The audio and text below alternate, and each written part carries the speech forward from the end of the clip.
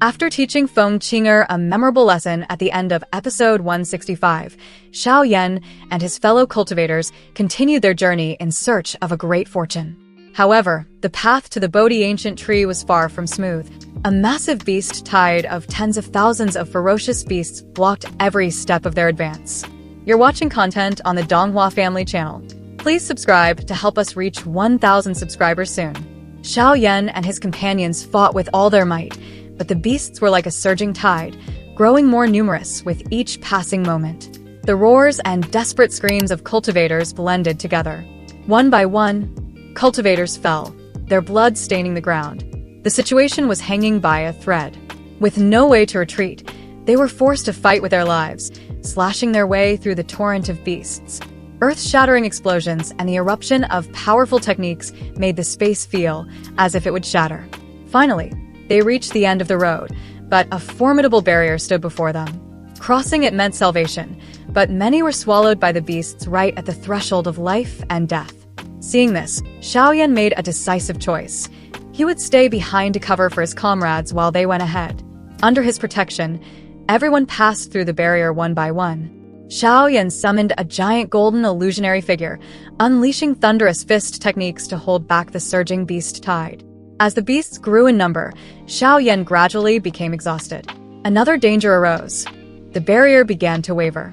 The cultivators who had just escaped had to immediately work together, channeling their spiritual energy into the barrier to reinforce it. Once everyone was safe, Xiao Yan reached his limit.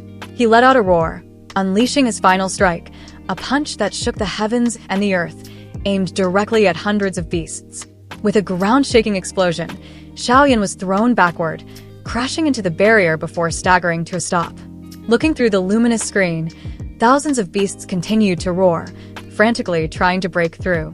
The cultivators once again had to pour all their energy into maintaining the barrier. When the danger had passed, Xiao Yan and his comrades let out a sigh of relief, but they immediately realized that the people from the Soul Clan had disappeared. Without hesitation, they gave chase. Hundreds of figures sliced through the wind, flying through a dense layer of mist.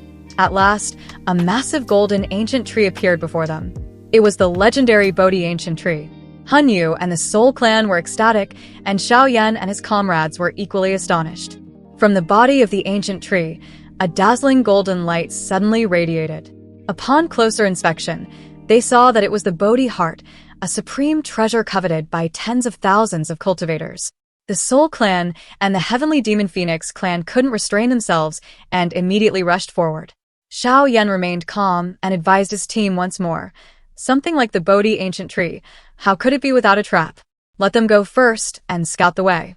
As soon as he finished speaking, 5 figures in black robes appeared, exuding the terrifying pressure of half-saint powerhouses. Han Yu and the cultivators were horrified to realize that these were soulless half-saint puppets. Gu Qingyang asked, "What should we do now?" Xiao Yan calmly replied, "Only by joining forces can we deal with them. We'll divide up. Each team will take on one puppet. Anyone who wants to retreat can do so freely." Despite the grave danger, no one flinched. Han Yu and Jiu Feng both agreed to take on a puppet. The rest were assigned to the other groups. The great battle against the half-saint puppets erupted. Xiao Yan and his comrades worked together seamlessly, each unleashing a powerful technique. Raging flames, dazzling golden light, fiery red arrows, powerful hand seals, and mystical eye arts were all unleashed. On the other side, the Soul Clan and Heavenly Demon Phoenix clan also fought with all their might, but the puppets were too strong, and many people lost their lives.